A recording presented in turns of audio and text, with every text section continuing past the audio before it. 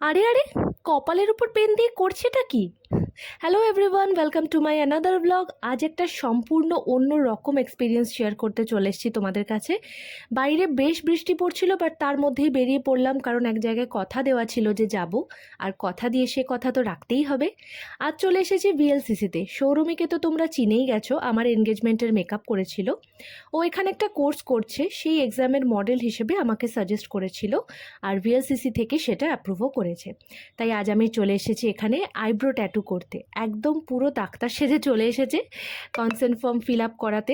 As যে কোনো কাজে কনসেন্ট ফর্ম তো সাইন করতেই হবে। তারপর বেডে শুয়ে ট্রিটমেন্ট স্টার্ট। আইব্রো ট্যাটু কি যারা জানো না তাদের জন্য প্রথমেই বলি, ইটস ভেরি সেফ যদি তুমি আফটার কেয়ার ভালো করে করো।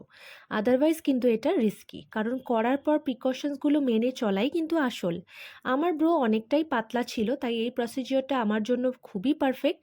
ভিএলসিসিতে এর কস্ট অ্যারাউন্ড 30-40K মতো, কারণ যে জিনিসগুলো এখানে ইউজ হচ্ছে সেগুলো প্রচণ্ড কস্টলি, আর কাজটাও খুব সেন্সিটিভ, তাই প্রোডাক্ট কোয়ালিটি কিন্তু ভালো হতেই হবে। বাট অ্যাজ আ মডেল আমার কিন্তু কোনো কস্ট এখানে লাগেনি। আর পেনের কথা যদি বলো তাহলে বলবো এটা একদমই পার্সন টু পার্সন ভ্যারি করে। আমার যেমন একটুও লাগেনি, আবার কারো অল্প লেগেছে। খুব সুন্দর করে মেজারমেন্ট নিয়ে ওরা কাজটা করলো। ভিএলসিসির কাজের ব্যাপারে আগে শুনেছি, বাট আজ নিজে এক্সপিরিয়েন্স করলাম। খুব যত্ন নিয়ে ওরা করলো সমস্ত প্রসিজিওরটা। আর শোরুমের উপর তো আমি চোখ বন্ধ করে অলওয়েজ ভরসা করি। এখন কদিন প্রিকশনস মেনে চলার দিন, তারপর ফাইনাল লুকটা আবার তোমাদের সাথে নিশ্চয়ই শেয়ার করব। ততক্ষণ অবধি বাই বাই।